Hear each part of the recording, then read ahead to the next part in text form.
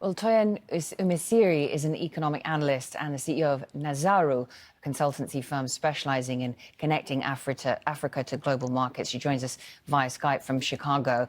Now, we have seen these sort of trade deals being signed on the continent before, and then it isn't really followed up with tangible action. Is it going to be different this time around?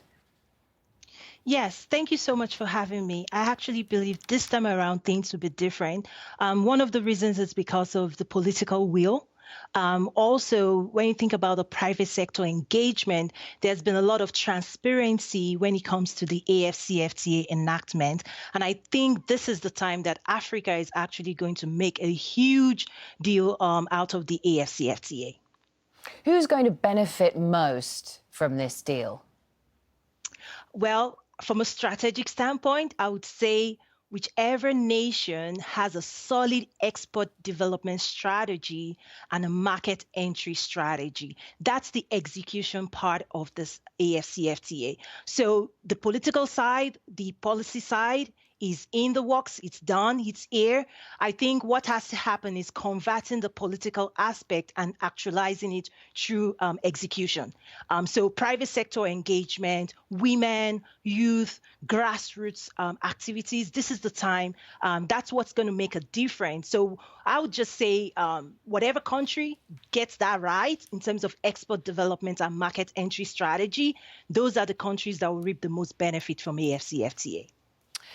It's come at a very difficult time with the COVID-19 pandemic. Is that going to delay the benefits from the deal? Are we looking at sort of 5, 10, perhaps even 20 years from now?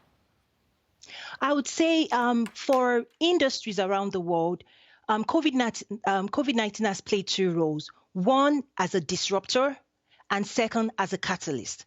A catalyst to advance digital, digital acceleration, digital adoption. When you think about the tools like Zoom, before this, COVID-19, how many people thought they needed Zoom? So from a digital standpoint, from fintech standpoint, from manufacturing, it can actually be used to accelerate growth on the continent.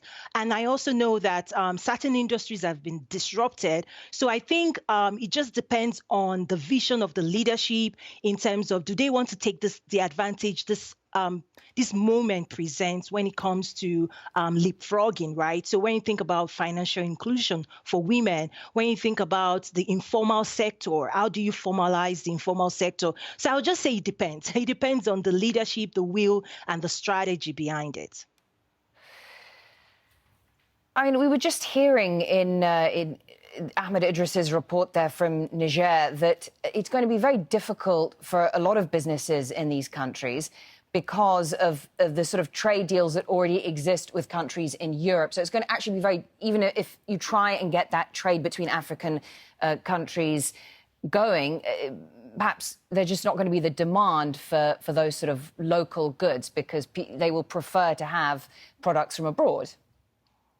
Well, what I would try to say is we need to distinguish between small, medium-sized businesses and larger enterprises because the needs and their behavior in the market looks different. The larger enterprises kind of have the resources they need to marshal investment, whether it's manufacturing. But when you think about the base of Africa, it's predominantly small, medium-sized enterprises, and that's where the struggle is, right? A mom and pop cannot compete with an international business. So there needs to be capacity building, standardization in the private sector, and the government has to come up with a strategy to help small and medium-sized organizations access the resources, the training, and the capacity development that they need. Otherwise, you're right, they cannot compete.